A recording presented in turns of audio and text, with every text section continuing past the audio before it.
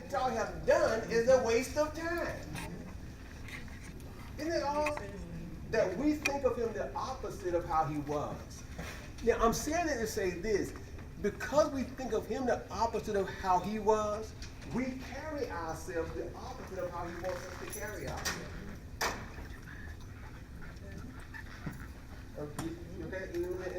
Because it's all in Proverbs, right? This is what I'm saying. Most of us carry ourselves when we think we're making God happy. It's when we carry ourselves like we walk on water. Did you follow? Because our thought process is, I need to show you how holy I am. Right? But when you carry yourself like you walk on water, what you do is you alienate the very people you're trying to help. You know? That's what got Jesus in trouble was because they didn't like the fact that he came in a way that he carried himself like the regular people. Hung out with the regular people. Drank wine with the regular people. He was not snobbish.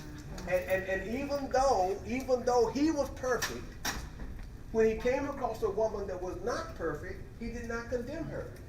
He just said, my dear, go and sin no more. Okay? Yeah, I'm saying that because wisdom would suggest to us that we ought to understand it about ourselves. Is that if that's how Jesus carried himself, should not we carry ourselves the same way? Right? So shouldn't we be less apt to carry ourselves and walk in a way that makes us look like we think we are somebody? You follow me? We should walk like we are just ordinary people. Yep. Ordinary problems. We do have With ordinary extraordinary God. That's right. Amen. Right? Because when people, let me tell you something. Tell you something I said to the folk at a meeting I just had a few minutes ago. And it's all in there. Don't think it ain't in there. It's in there. I'm just giving to you. I'm giving you some stuff in a more practical way. Because everything in chapter 11 of Proverbs, what it talks about is what I'm talking about right now. Okay? I'm just giving it to you in a more practical way. Okay? There's an instance in the Bible where Peter, you all know who Peter is? Mm-hmm. Okay. Yes. Where Peter preached a sermon and about 3,000 people got saved. About 3,000 got saved. What do you think caused 3,000 people to come and hear the sermon? Advertising. Huh? What was that? Advertising. Girl, flesh and blood have not revealed this unto you, but the Holy Spirit. You are absolutely right. I know. She said advertising. But here's the thing. They had no Instagram. Right. They had no Twitter. They had no telephones. They had no telegraph. Right. They had no television. Ain't a kick in the head? Word of mouth. What would make a person who was not saved tell somebody else to come hear people? Mm-hmm. Word of mouth. Huh? Word of mouth. Somebody had been around when he had done that before and had spoken to somebody else who had spoken. Get on up here and teach the class.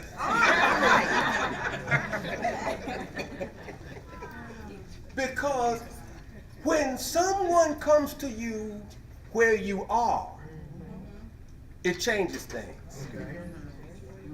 See, it changed the whole. Where y'all coming from? Y'all come on in. I'm so excited. I'm so excited. Everybody come in. The door open up. Some more people come in. What happened? Advertising. Somebody Word of mouth always works. without Instagram. That's right. Do you know how many people you come across every day that got your story? Yep.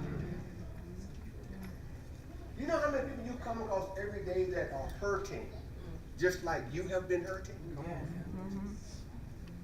That you don't tell your story to. Mm-hmm.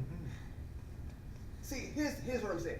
Let's say you see if I'm describing you please don't get mad with me because I don't know I'm describing you. Okay? Everybody good? Good? All right. I don't know. Let's say that here you are, you dating this guy, okay? You date this guy and you love him. You love him. So because you love him, you do what women do when they love a guy. Huh? You open up yourself to him emotionally and physically. Okay, right? And then you find out he might want to leave you. So you do what women do sometimes. You forget to take one of them pills. Right? And you tell him. Is he baby? Huh? Yeah, is he baby? He now be the baby daddy. But he don't want to be the baby daddy. So the guy the guy walks away from you. Okay? He walks away from you. And you've also find out that the same time you was pregnant, the other girl was pregnant. Yep. At the same time. Right? But now it dawns on you why he walked away from you. Because he living with the other girl. And you got pain in your heart. Right? So you try to get him back, because that's what we do sometimes when we're in love, right? So you try to get him back, and so the way to get him back is to get pregnant again. But then that didn't work. It didn't work, right? Now, my point is this. How you doing tonight? Praise the Lord. Looking good. Looking good.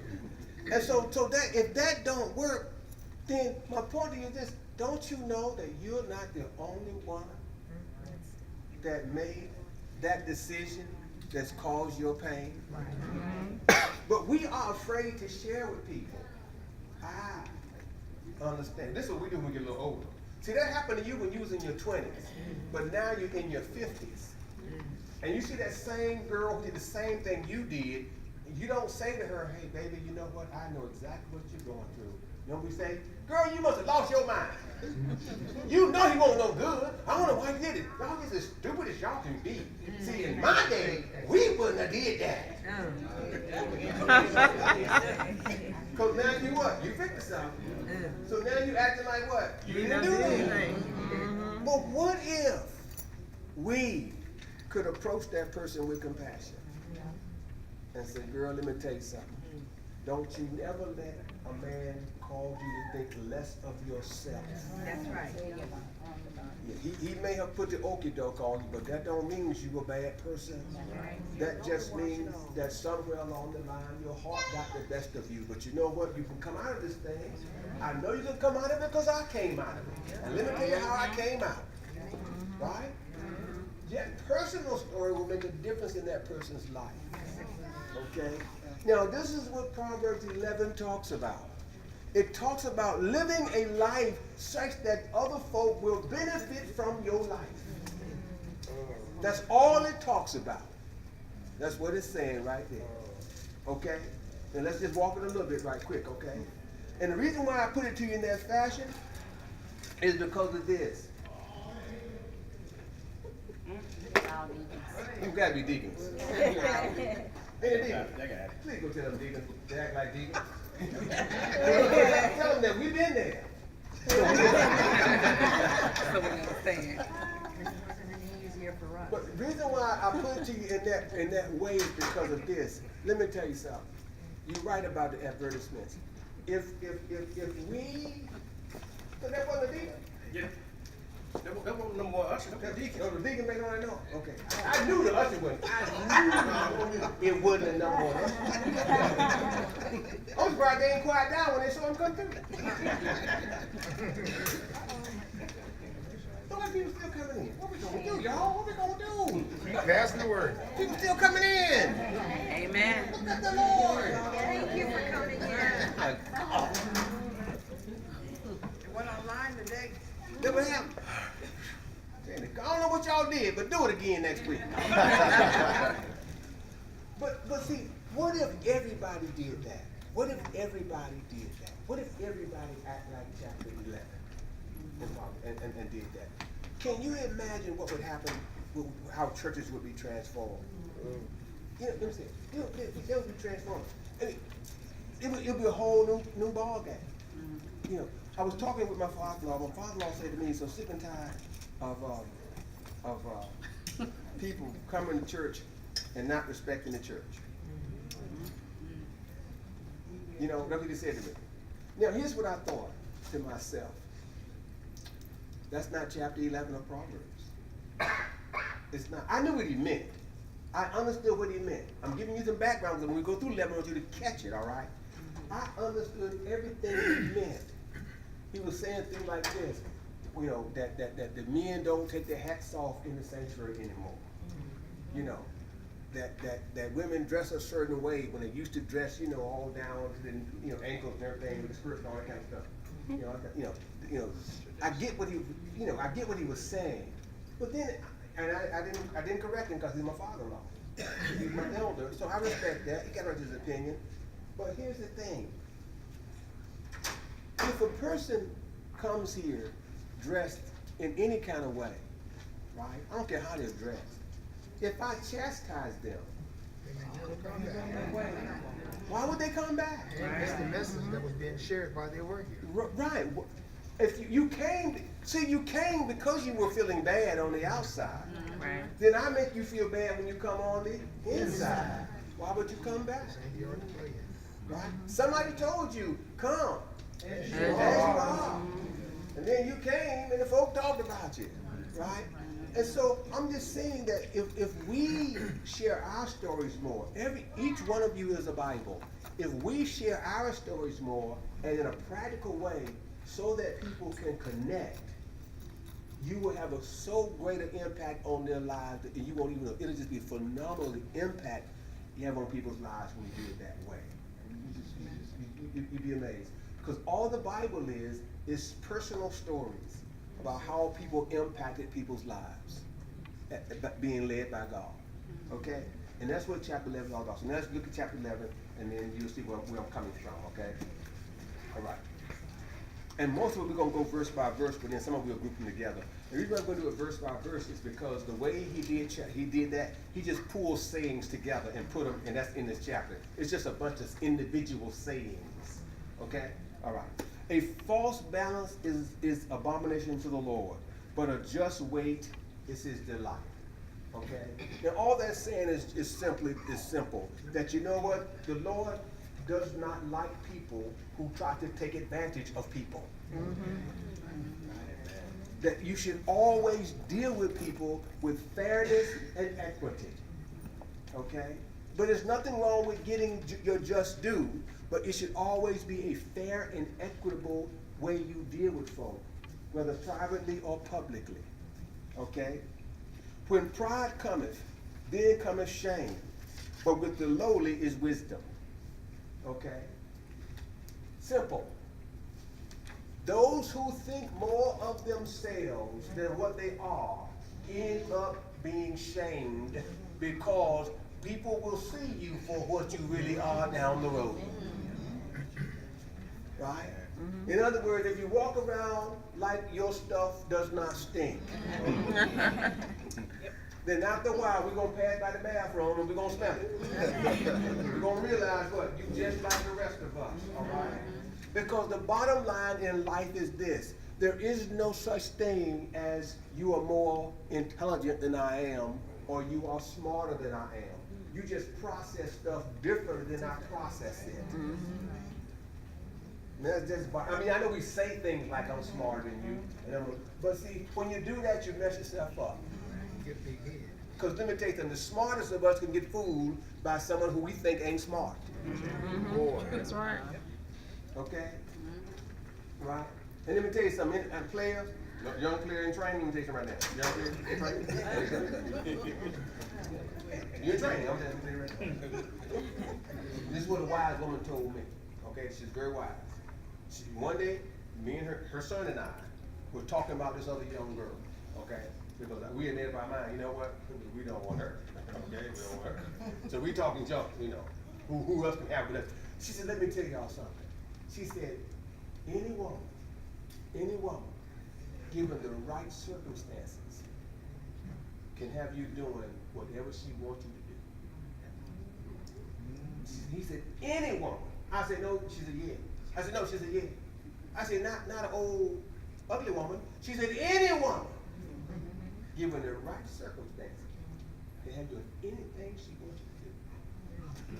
When you think you're smart, that's when you're just right to be tricked. Amen. That's when you're just right for it. Okay. That's all. That's what this is saying. So it's saying those people who acknowledge they are not smart are the ones who you never get shamed. Because if you tell me you stupid, I never thought to think, oh, he thought he was so smart. Because you already told me you ain't know. Right? That's why, let me tell you something. It's an advantage to say I don't know. Let me give you from a practical standpoint. Don't lie. Don't lie. I'm not advocating lying.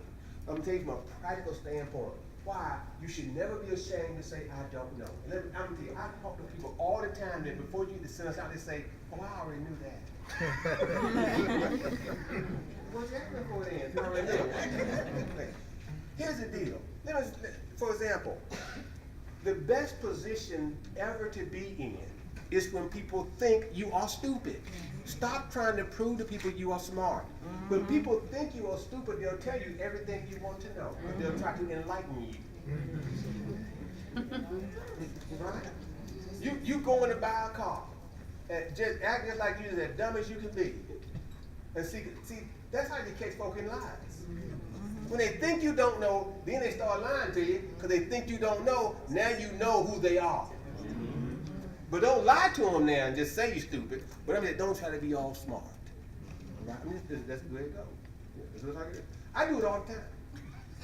I did it last night, remember? Remember I was talking at church last night? I did it. I said, what? They told me everything I wanted to know.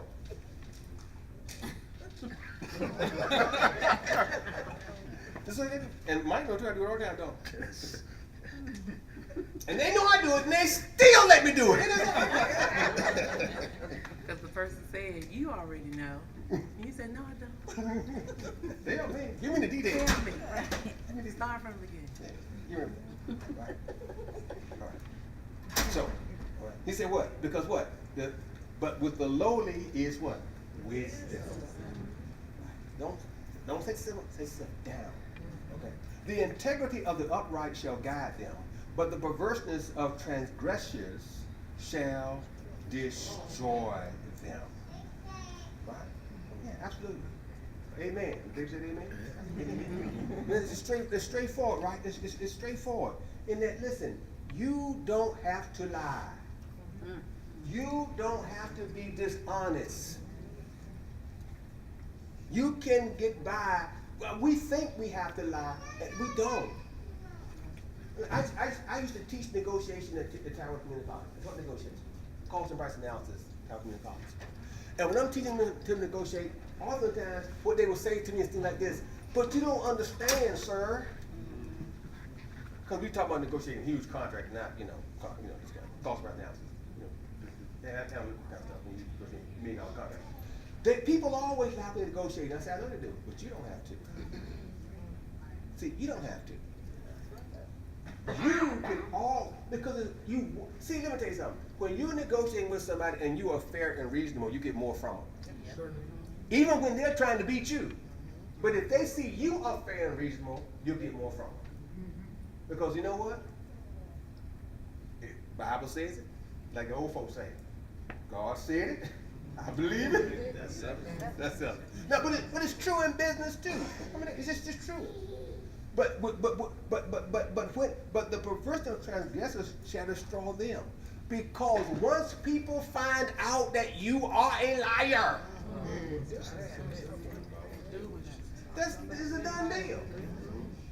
It's a done deal. Here's what you can take on. Here's what you can bank on.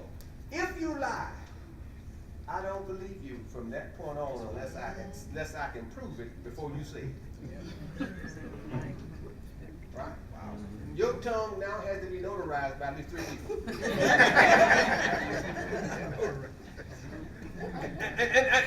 And you know y'all feel the same way. Right? All right. Riches profit not in the day of wrath, but righteousness delivered from death. Ain't that, that's kicking right there. Some things you can't buy your way out of. Amen. How much money you got? Okay, how much money you got? Some things you can't buy your way out of. But when you are righteous, folk let you slide. Okay? All right. 5 through 8 we're going to take together. All right? The righteousness of the perfect shall direct his way, but the wicked shall fall by his own wickedness. The righteousness of the upright shall deliver them, but the transgressors shall be taken in their own naughtiness. When a wicked man dieth, his expectation shall perish, and the hope of unjust men perisheth. The righteous is delivered out of trouble, and the wicked cometh in his stead. Okay, so here's what that's saying, basically. Simple stuff. All this stuff is simple, like I was telling you before. Is this: when you wicked, we glad you did. That's all that's saying. By the mission. When you wicked, we just happy we can be it, you did. Right? When you righteous, we gonna cry. But when you wicked, we thankful.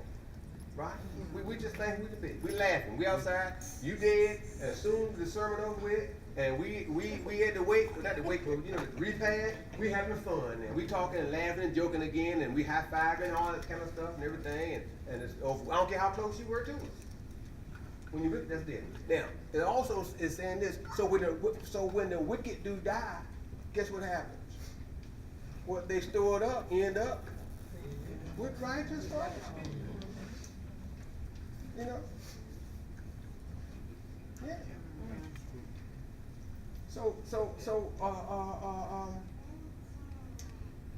And that which the wicked have done to bring the righteous down ends up serving as a trap for the wicked. Now, how is that possible? How is that possible? Simple. Because anytime the wicked is setting a trap for the righteous, other folk know that the trap is being set. Okay? Now, even though you may not like wicked folk, I don't mean like, let me say it differently. Even though we like when stuff happens to people, because we human.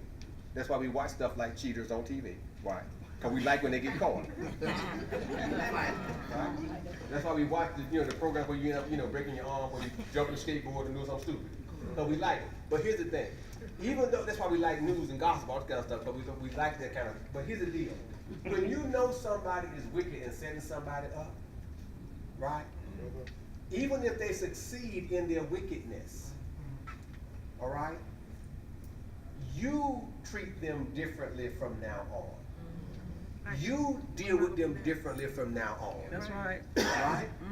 I don't care how close you were to them, now you are always cautious of them. That's right. Wow. Yep. Because now you change. So now that was that, and that's what verse 8 is talking about. Okay.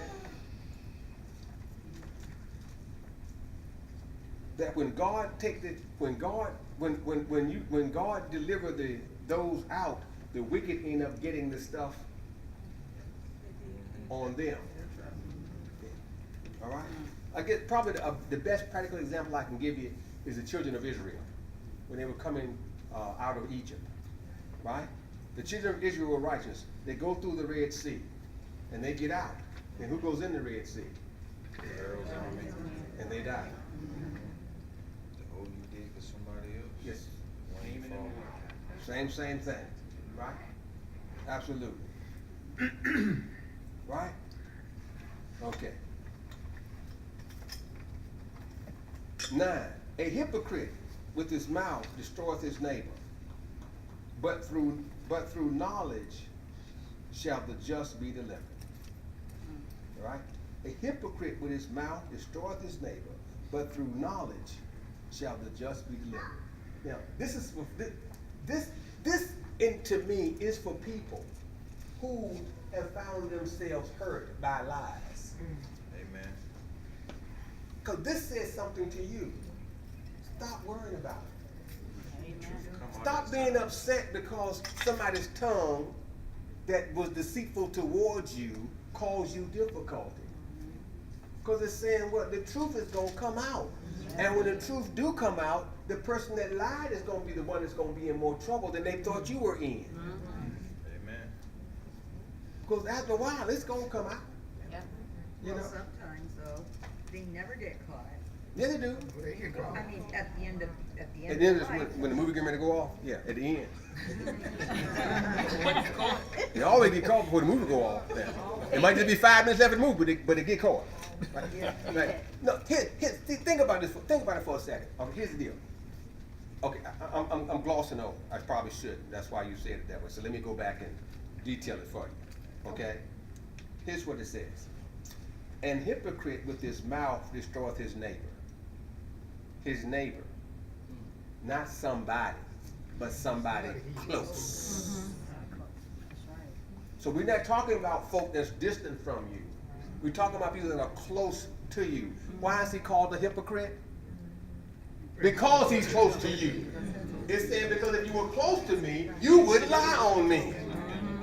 But you said you were my close buddy, and now you are lying on me. That makes you a hypocrite. Man, break that thing down. Amen. Amen. You follow me? Now, so if someone close to you lies on you, it says, but through knowledge shall the just be delivered. I don't fight you for lying on me. That's what we tend to do. You lied on me. You did me wrong. I thought you were my buddy. And da-da-da-da-da-da. And now we back and forth, and both of us acting like fools. Step away and keep it. And the proverb is saying, no, my job is not to argue with you. My job is to demonstrate to the people that you lied to that you lied. And how will they know I lied? You lied? Because of who I am. That's right. It's not what they call you, what you respond to. It's right. See, if somebody tells you Reverend Daniel stole $5,000, I know he stole it. That's on. That's on. And it could be the church treasurer over here. It said church clerk over here said it, right? / treasurer that I did it, right? I could sit here and try to convince y'all that she's lying all day long. Oh, I'm saying it wrong. I'm sorry. I could fuss at her all day long and say, tell them people the truth. What incentive does she have to tell them the truth? None. She got to stick with the lie. So why do I keep arguing with her? Right. She has no incentive to tell the truth. I'm going to take that energy and go to the counters and say to the counter, say, by the way, how much did y'all count? Well, can you all, this y'all count it? Let's just put the facts out there and move on. But that's not what we do. We don't search for the facts so the facts will reveal the truth. We want to argue with the neighbor who's close to us. Tit for tat, right? But when you find the truth, it justifies you and it's over with. And see, the more you argue, the more I think you did it anyway. That's what I like to say. Well, Lord, you making some must really be wrong. Mm-hmm. 10 and 11 kind of go together. And if I'm going too fast, thank you for slowing me down, Liz. If I'm going too fast and I'm glossing over something, tell me. Because I'm not detailing a whole lot of stuff because each one is kind of independent. And I can stay on each one of them for 30 minutes. But I don't want to, So, let me know if I'm glossing over something, okay? All right. 10 and 11. When it goeth well with the righteous, the city rejoices. And when the wicked perish, there is shouting. By the blessing of the upright, the city is exalted, but it is overthrown by the mouth of the wicked. Let me tell you something. You know the best example of that is? The United States of America. The best example of that is the United States of America.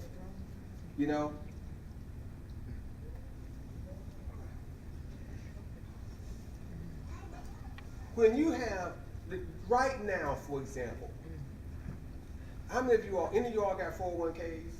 Yes. Okay. Stop. Here's what you know. You have never been doing better with your 401k. You ain't never been doing better. Stock market is soaring. Right? Unemployment rate is as low as it's been in years. And you're still mad. That's right, we are idiots now. The Germans are just like, can't wait till we get our minds back. England, all the powers are like. All the progressive countries Yeah. think we crazy. And we have fallen even lower in the, higher in the death rate for infants than before he came in. I mean, he has given so much to the wealthy and taken so much away. Well, let me say this. I'm gonna say this a little differently. Okay, I'm not disagreeing with you, but I'm just saying, let me put it in more a proper perspective. He has not done it. No. Now, it has been done. That's the point that they're making here. Because of the wickedness overall, right? That's how it's coming. He hadn't done it. He's not the one that wrote the tax bill. No, but It was a Republican Congress and a Republican Senate. You know what I'm saying?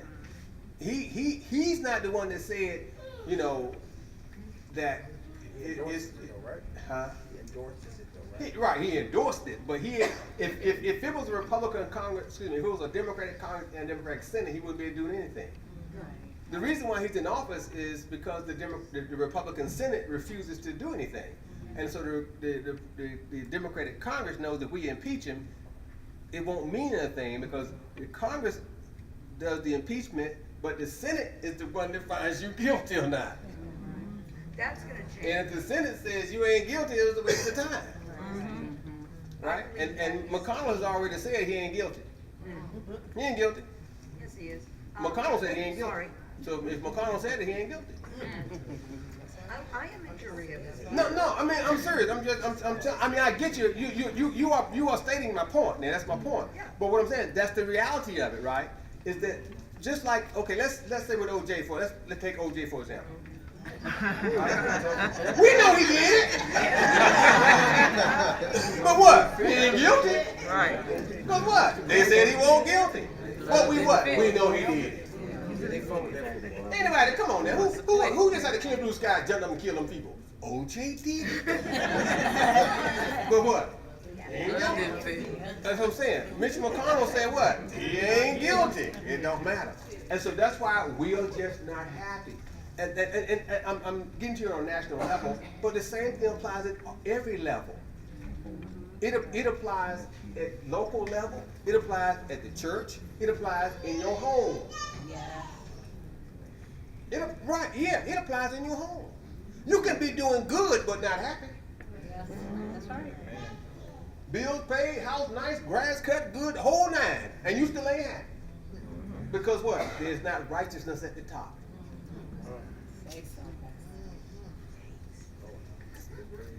Yeah, right? See that? See how quiet it got? See how quiet it got in here?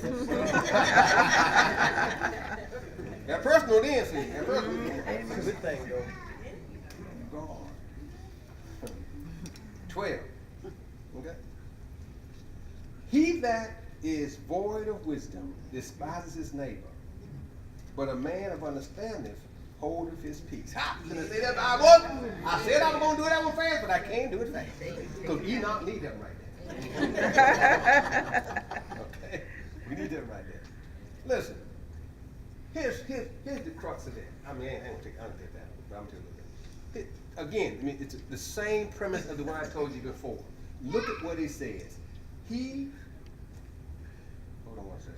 737. No, somebody was sending, I thought it was an emergency, somebody was sending a message. He that is void of wisdom despises his neighbor, but a man of understanding holdeth his peace. It didn't say that neighbor did anything bad. Right? It didn't say that. It said he that is void of wisdom despises his neighbor. Despises someone that is what? In their close sphere. Just because. Right? But a man of understanding don't argue with you. Won't argue. See, a person of understanding, a person that has wisdom, will not argue with you. Because why? You have a right to be the kind of neighbor that you are. That's what that's really boiling down to.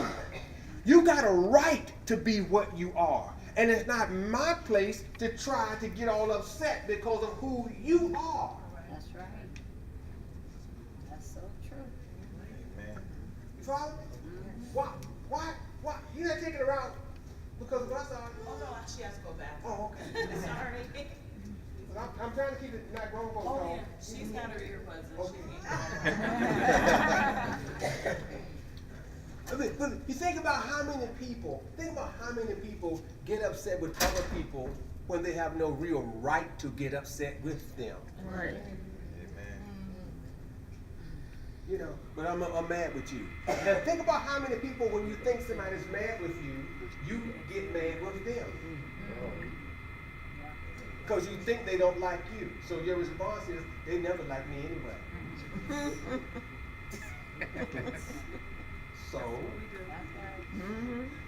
let me put it in a practical way.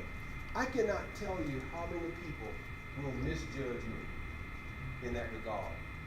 That will say the pastor's having a bad day. How you know I'm having a bad day when you ain't in my head? The fact that I didn't smile at you didn't mean I had a bad day. Amen. That's right. That's right. It just doesn't. The fact that I didn't speak to you don't mean I had a bad That's day. right. It just doesn't. Because see, you're assuming that you mean that much in my life.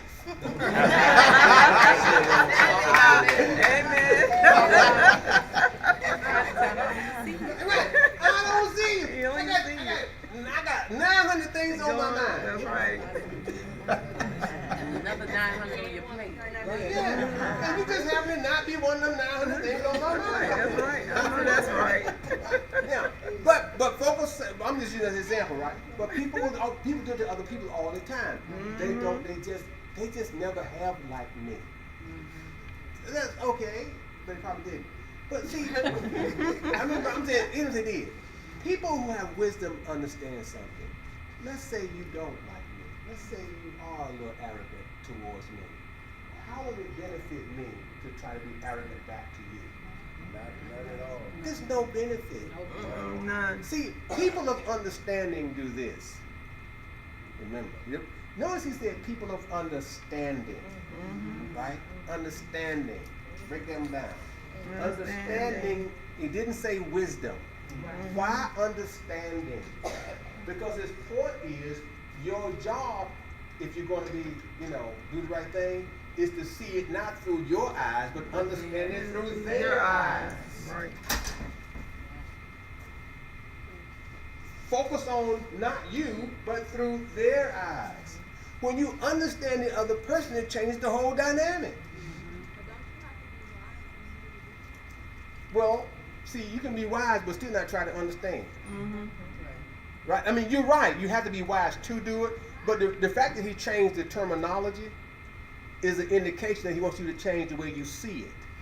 Right? Because he could very well just say what? The wise man holdeth, but a man of wisdom holdeth his peace. But see, the question is not that you just hold your peace. It will be better positioned this way. A man of understanding is peaceful with him. What would make you to hold is not meant like we say hold my peace, not talk. That's not what he's talking about, not talk. He means to keep the peace. A man of understanding keeps the peace. So how do you keep the peace? The way I do that is by understanding you. Because if I don't understand you, when you say something out of the way, we ain't gonna keep the peace. Matter of fact, I'm gonna avoid you. I'm not gonna talk with you. I'm gonna give you more reason to be upset with me. Because now I'm gonna avoid you a lot. See, I told you they didn't like me. You don't speak to me. Only the one with that. Once I understand you, it changes the dynamic. Because even the most cantankerous person, think of, for example, remember the story when you was a little kid about the lion that had a thorn in his paw? Yeah. And no one knew why he was so mad. Right. And the reason why he was mad because he had a thorn in his paw. And when the mouse took the thorn out of his paw, he was as happy as he could be. Yes, he was. Right? That's the story. You don't know why the person is so grumpy and so angry. We just assume we know. You don't know what went on in their life that caused them to be so grumpy. You don't know why. You know, there was I can't think of the guy's name. You remember the movie getting old is terrible. You remember the movie what's the rapper, female rapper that was on the program with the three ladies? Singing. What's the name? Queen Latifah. You remember the movie where Queen Latifah? No, when Queen Latifah was a sports. Yeah. You remember the guy that was a basketball player? Yeah, he was being interviewed yesterday. Y'all see the interview? Okay. In the interview, he brought out the fact that he had been molested. Right, as a child, and he said it had a long effect on him. And you wouldn't think of him in that light, Right. because you would think him, he's a man's man, right? Not him, not him. No, but see, have anybody, right? Now, I bet you it affected how he treated some of the people he dealt with. Right. But they wouldn't have known that was still in his head. Mm-mm. You follow me? There are a lot of people that have gone through stuff. You don't know why they are the way they are because you ain't in their head, and they ain't gonna tell you. They're not gonna tell you everything. They're not gonna tell you what happened. This is why I'm like this because of my parents did this to me. My parents or this uncle did this to me, or the boyfriend that my mama told me called uncle did this to me. They're not gonna tell you all that stuff. So you're not gonna know why. But when you try to understand them, because most people who carry themselves in a less than nice way have hurt on the inside. You know what I'm saying? The more I can understand your pain, the more I can appreciate why you are like you are. And the less I am to judge you for what you do and how you act. Okay? Really?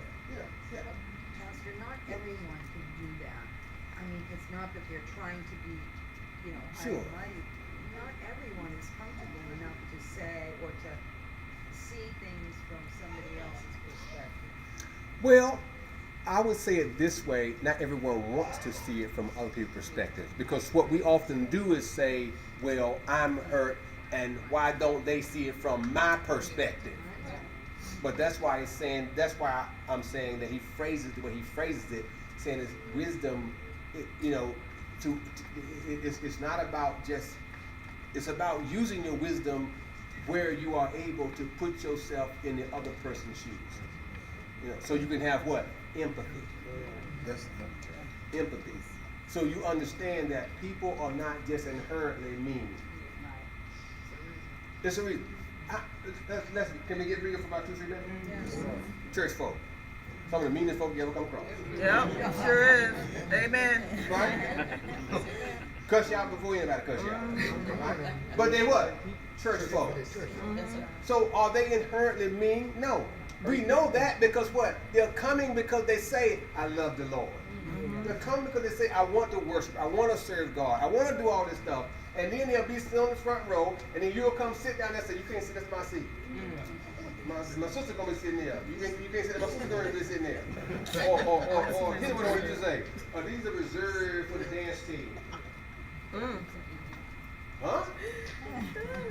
Why? Right? But they're coming, right, because they want to love the, you tell them, ma'am, I'm sorry, you can't get that baby that fried chicken right there, because don't tell me what to do. But obviously they're coming to church because what? They want to know God. They want to be close to people, but when somehow they can't. There are people that can't because of where they are. Until you break the skin, they won't. When I say break the skin, I don't mean, literally break the skin. I mean, kill it too.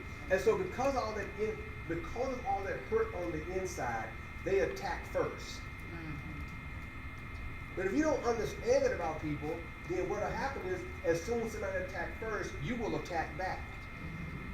But when you have understanding, you understand that, hey, people who want to love, if they attack first, it's because they have pain. And because they have, here's the kicker. Here's the real kicker. We will believe it in a dog before we will believe it in a human. Yep. We'll believe that the dog bit me because he was, he was hurt and he was scared. Now, people will tell you right quick, right? The dog is injured. Be careful. Right? They might bite you. And you're like, oh, you're right. Let me stand back. Now, we are like people. You can't be hurt too. If you believe a dog will bite you because he's hurt, why don't you believe a person? Okay, all right. That's true, Frank. Yes, sir. All right. Okay. Hey, oh, I love this one right here. A talebearer reveal his secrets, but he that is a faithful spirit concealeth the matter. Praise the Lord. Amen. A talebearer reveal. You know what? Ladies, take this one right here and highlight it. Gossip too. Excuse me? No, this is not talking about gossip. That ain't what it's talking about. It says a talebearer revealeth what? Secrets. Ain't talking about gossip.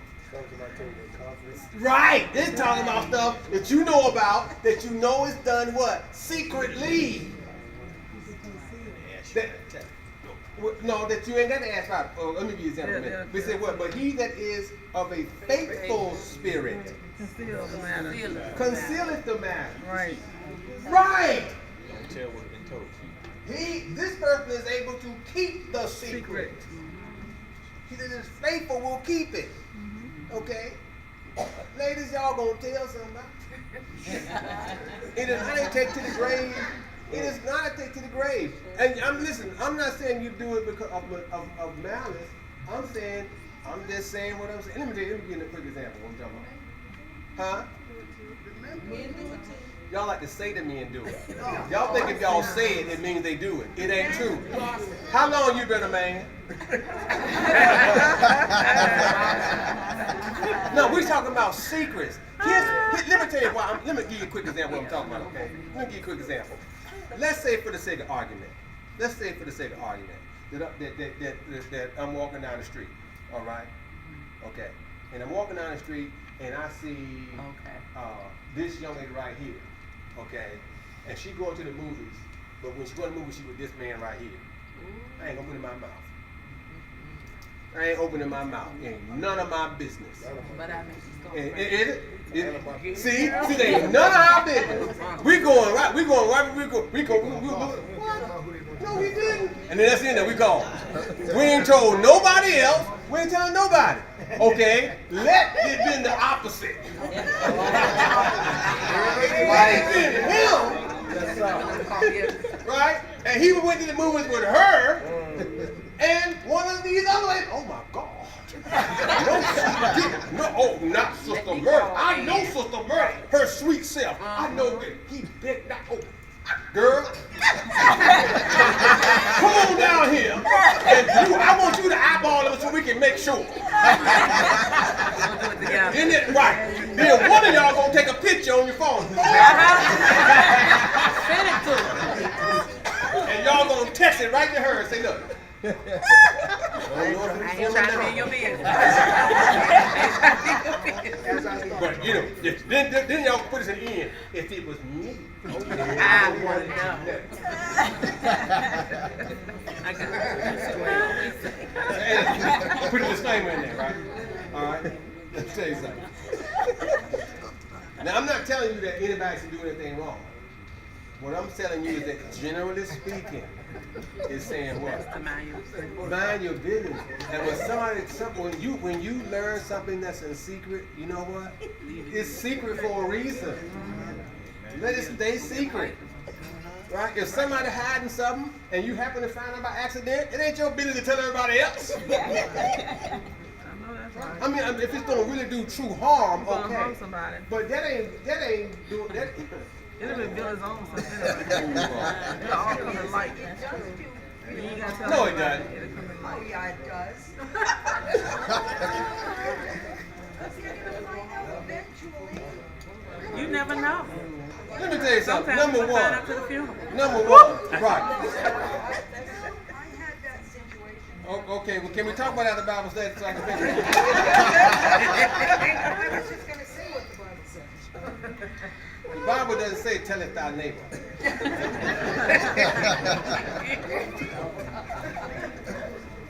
I was gonna say I. Going to a movie don't hurt nobody. Trouble. Going to a movie ain't never hurt nobody. You just want to say, going watching a movie ain't hurt nobody. Okay? But it will hurt somebody if Sister Murray find out. Gonna hurt him and the husband that went to the movie with him. All right? Okay, all right. Okay, all right, let's go. Let's go. Where no counsel is the people fall, but in the multitude of counsel there is safety. That's just what simple. We got no wise folk, we're gonna work better than we ain't got no wise folk counseling us. The flip side to there is this. Listen, don't be afraid of listening to those who know more than you know. Don't be afraid of seeking advice from those that know. Okay? All right. He that is surety for a stranger shall smart for it, but he that hateth suretyship is sure. Now this is what they're saying. Don't ask me to loan you no money. That's what they're saying right there. Why? They're saying what? Because if I loan you some money, we're gonna end up hating each other. Right? So I ain't gonna it ain't no gift. That's why don't ask me to loan you no money, because I ain't gonna loan you no money. Don't ask me for a gift either, because I know that's the same thing. All right? Don't ask me to co-sign for you. I ain't gonna co-sign for you. All right? I don't care who you are, I ain't gonna co-sign for you. That's what they're saying. Simple as that. And so if you're smart, it's telling you what? Don't co-sign for nobody. Don't put yourself on the line for somebody. Because the simple thing is this: if they would do what they said they were going to do, they wouldn't need you to co-sign no way. We'll highlight that. You can use that. Yeah, there you go. You use that right there. That's right. Yeah, that's keep it in your back pocket. Well, here we go again, y'all. A gracious woman retain her honor, and strong men retain riches. Oh my goodness, what are we gonna do? A gracious woman. Listen, that's straightforward stuff, isn't it? Ladies, here's what it's trying to tell you. Me and I'm gonna give you in a minute too, right? Ladies, here's what it's trying to tell you. Listen, the 90-day rule, let it really be he put a ring on it rule. 90 days. Yeah, stop that. Wait a minute. What rule you got? 9 days? 17. Huh? I thought you said a year to put a ring on your finger. No, okay, no, I said, you're right. Now, here's what I'm saying to you. The standard, maybe it's a cultural difference there. The standard is, with the sisters, is the 90-day rule. Now, they don't follow it, but that's just the rule they tell them. It's in the book, ain't it? It's on page 39 of the Women to Women book, which says don't relax, don't give in for at least 90 days. That's when you're under 25, and this rule is applicable when you're under 25. Okay, under 25, and you 24 and 11 months and 28 days. It's only applicable during that time frame. Once you get over that time frame, it's 10-day rule.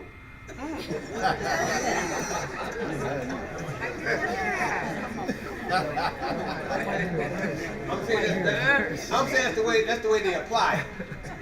That's the way they apply it. Okay, now. What this is saying is this. It's simple. And that is what? That listen, it's saying that men truly do have more respect for women who treasure themselves. Mm-hmm. The more you treasure yourself, it's saying the more the man will treasure you. Now, let me say this to you ladies, and I love you. And I'm going to tell you something, because I love you all. So I'm going to be honest with you. Let me tell you something. A man can marry you even if you forego the 90-day rule. but he will treat you like he married you before the 90-day rule. In other words, if he walk in not respecting you, he won't start respecting you just because y'all married. That's right. He won't treat you that way. Because a man don't mind marrying a woman that's loose.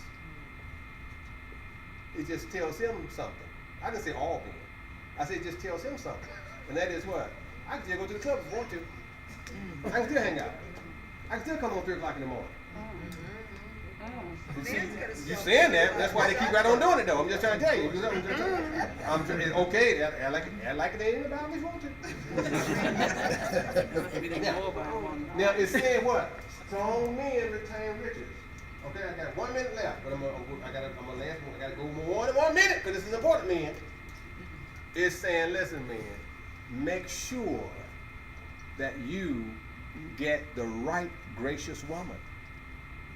Because if you don't get that gracious woman, you ain't gonna keep your money.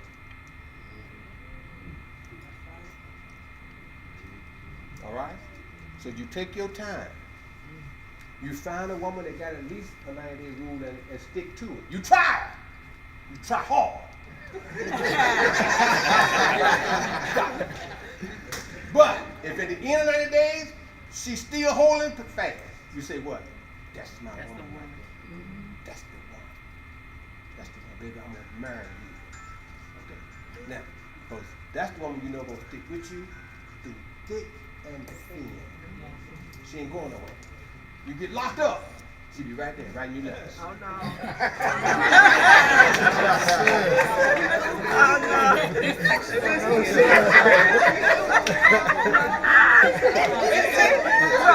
Is that the preacher's wife? Is that the preacher's wife said no? Let's flip the script. Get locked up. She ain't gonna stand by your man. Bible said need to go to 8:30 tonight. It's just getting started. Well, that's it, huh? They gotta go. Richard, money gone, huh? Spend every dime you got while you locked up. Come on. Come on, bro. Because it's gonna be mine. That's what I just said. well, okay, but anyway, in general, it's something about this section little over corner. here. If I were y'all, I would not marry that one woman.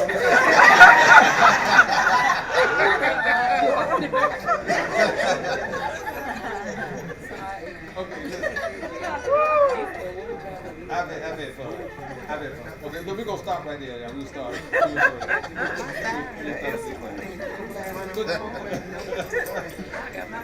Well, look, let me address somebody right quick, just so y'all know, okay? We've had a talk with the took a survey of people that do that come to prayer and prayers on a regular basis, and what we have considered doing is something that I hope will prompt more people to come. Is that we're gonna start having what we call a Bible cafe, right? And that's gonna be prior to Bible study, all right? Now Bible cafe is gonna be like a decompression time. So if you get off work, you come straight to Bible cafe, and you got some issues, some things you get catching on the job. You just need to come in and decompress. You need prayer. You can come in, get your little some snack on, get a little break. You testify if you want to, or you can just say, I've been going through today. I need some prayer, and then pray for you. So it's going to be kind of a communal kind of setting where you can fellowship and touch base with each other, pray together, and that kind of thing.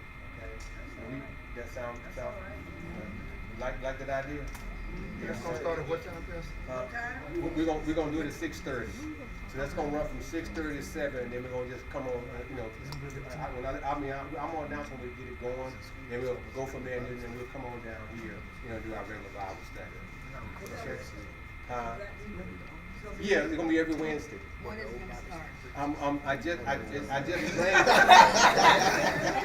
brainstormed it today. So I got to work out all the details. I'm gonna give you advance notice. I got to work out all the details of it.